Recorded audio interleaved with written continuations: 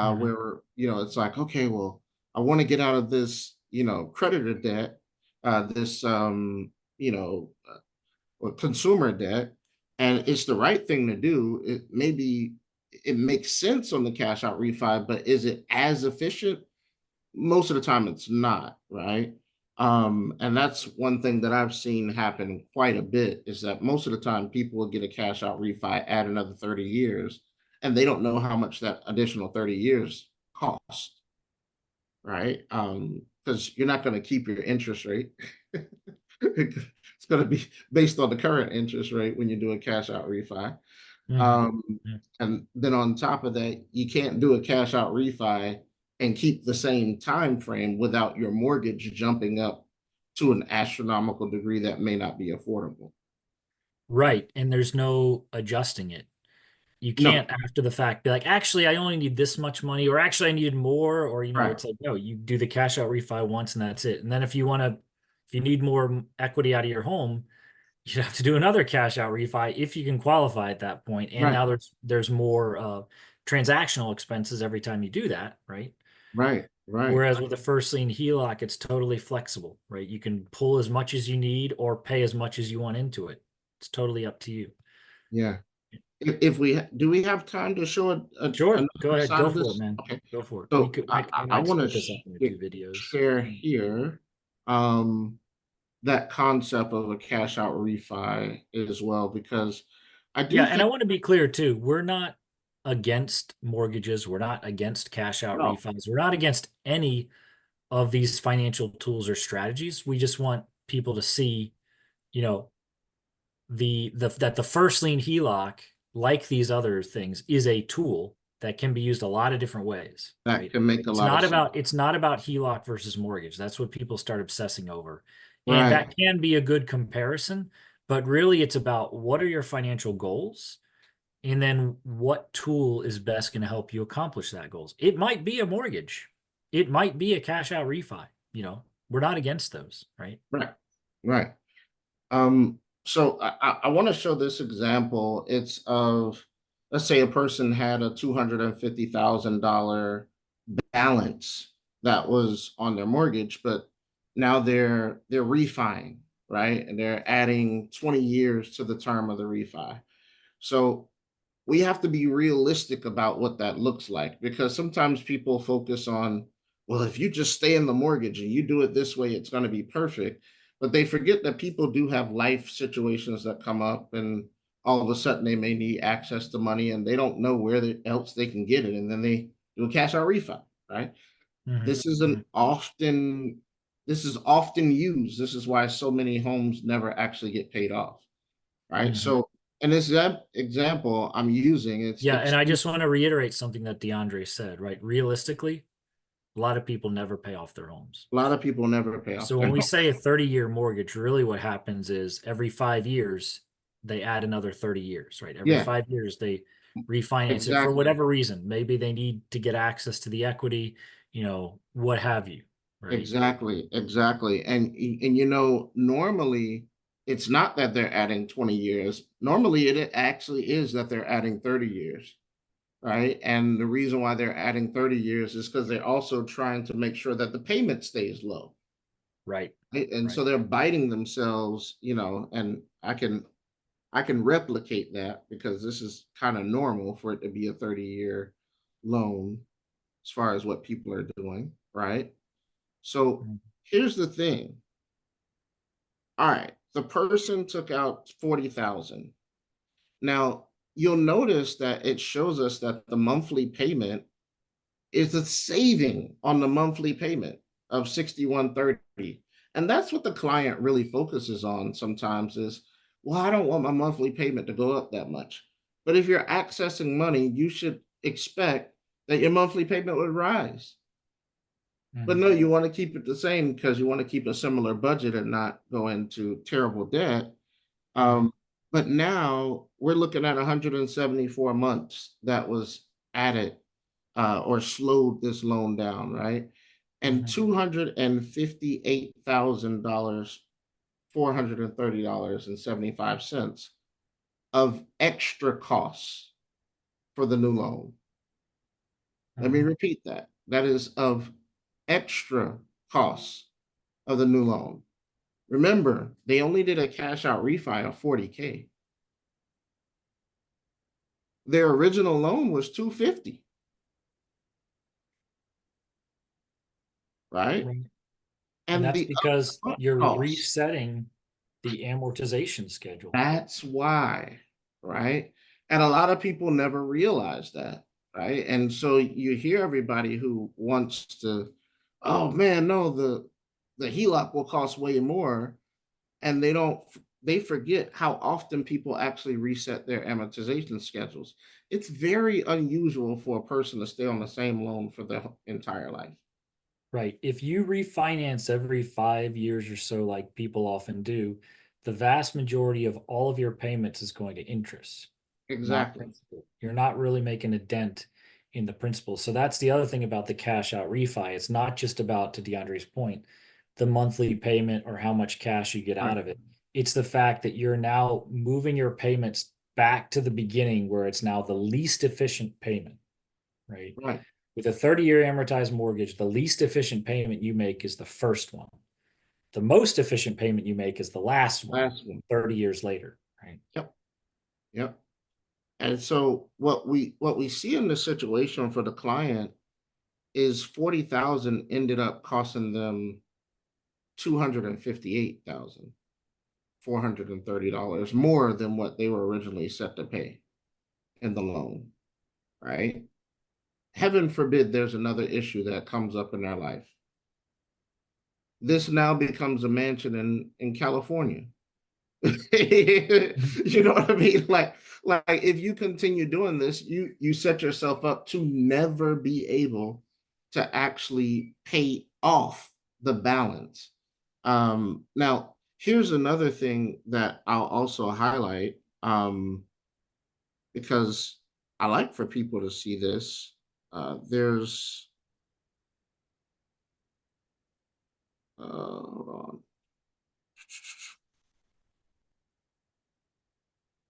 So here, um, do you still see the same page? Yep. Okay, let me share this next one.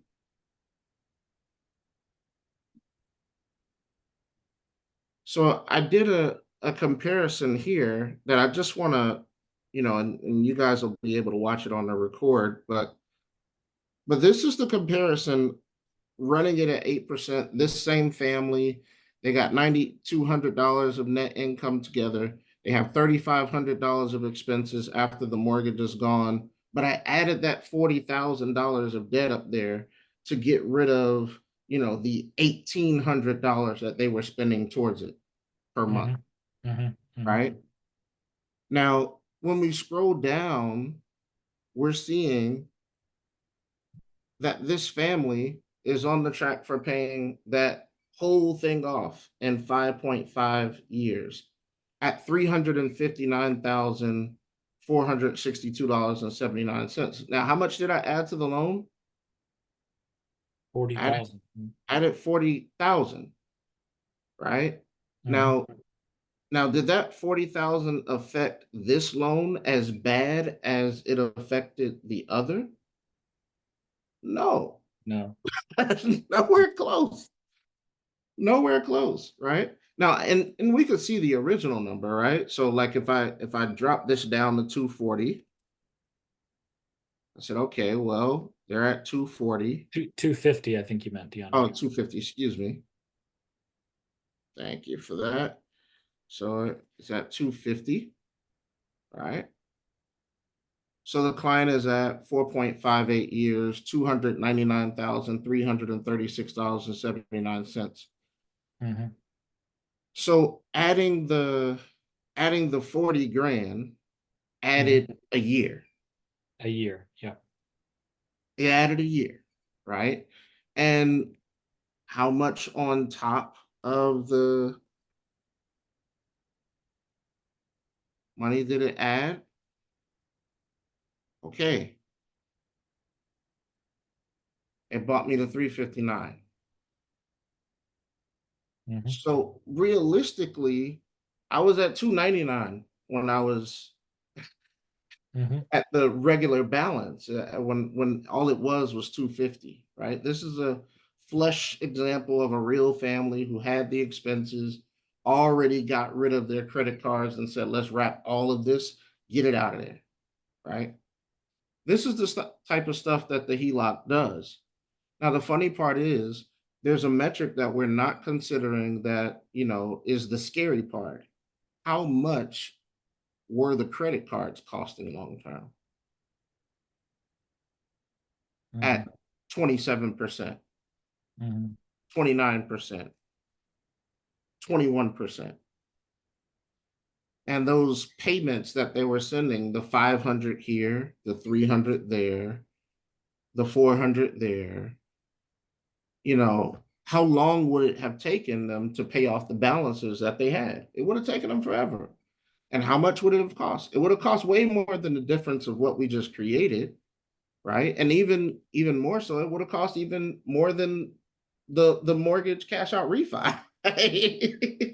Yeah, as DeAndre Clayton would say, we think outside the loan. We've got to look at this within the context of your overall financial picture. Yes. Um, and we're not just focused on debt pay down necessarily, but we're looking at what is the most optimal way to manage your finances, right? Yeah, And so absolutely.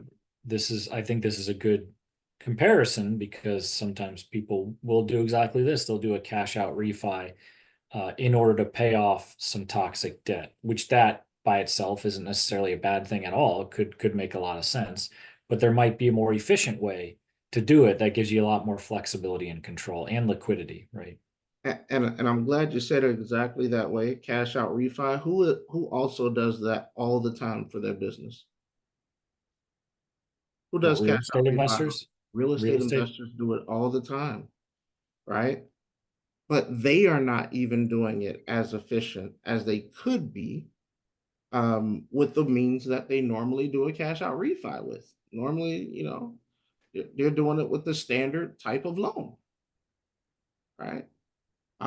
So it's just something to think about, or even a hard money lender. You can run these types of scenarios across the board and see, hey, does it make more sense for me to do this with the HELOC, or does this make more sense for me to get the outside lending? It's just another option for you, right? Hmm. Hmm. Um, Yeah, and it's not always even about the numbers. I know plenty of real estate investors who they are fully aware that they could get a lower interest rate and a better deal from a bank, mhm, but they go to a private lender instead because they get more control. There's more trust. They'd rather yeah, not work with a bank, right? The bank's going to try and micromanage their investment. They don't want to deal with all that. And they're happy to pay more interest in order to be working with a better lender, right? right. So it's certainly not just about the numbers. Obviously, yeah, it's definitely not about the numbers, but the control mix with the possibility of a better loan, that Hmm. you have more control on the payoff period and how Hmm. you repay it, because it's really a natural repayment period. It kind of happens naturally just by living, um, Yes. more so The than automation, the yeah, more automation of the first thing, like which we didn't exactly explicitly call out, but the fact that because there's a checking account linked to your first lien HELOC, you're not consciously making any payments. You're just managing your finances like you normally would. And behind the scenes, your first lien HELOC is getting paid down pretty right, aggressively. right. And I'll highlight this because I say this. It's funny. The longer I've been doing this about the first lien HELOC, the more my messaging, kind of changes about what I feel is so special about it. And now I would say probably the number one thing that I've seen in my clients that has made me feel it's the most special feature is it's encouraging. The first lien HELOC actually encourages you to be better with your budget because you can see yourself making progress so much easier than normal, that people are tending to actually stick to their budgets better. which I think the misnomer is if you give them access to this much money, oh, they're just going to mess it up. And and I could agree to a certain extent, but then when they get going and they just feel what it's like, you know, they're not just like, oh yeah, let's spend $600 on purses. Like, they're starting to draw back down because they're like, man, that $600 really went to the principal. So Yep. it's a brilliant. So the first lien HELOC with velocity banking and infinite banking, I have to bring that in because that's what I do. They Absolutely. reinforce the right behavior. Because when you see your income going into your first lien HELOC and you see your principal balance going down, there's a sense of satisfaction. And then when you pull money out and you see your principal balance going back up, there's a sense of pain, which is good. So it encourages people to be more disciplined. So they see Mm, their balances going down faster. They see more equity available to them. And it encourages them to be disciplined when they do use the equity. They're going to use it in a strategic manner, like to make a down payment on a rental property or to buy a whole life insurance policy. So they're going to use that equity in a way that gets them ahead because they know there's a cost, right? mhm, And what both velocity banking and infinite banking do is when you use the money, the interest you're paying on that HELOC or on that policy loan is a visible cost, which means you will tend to manage it better because you can see it. mhm. When you just pay cash for things, you don't see all the interest that you gave up that you could have earned. It's not a visible cost. And Right. so we tend not to manage it as well, right? Good point. So with infinite banking, it's the same thing. You see your cash value balance going up over time, and that incentivizes you to be a disciplined saver because you have the right savings vehicle, right? Mhm. And you're incentivized to pay back policy loans when you take them out because you see your cash value balance going up and you see all the participation, right?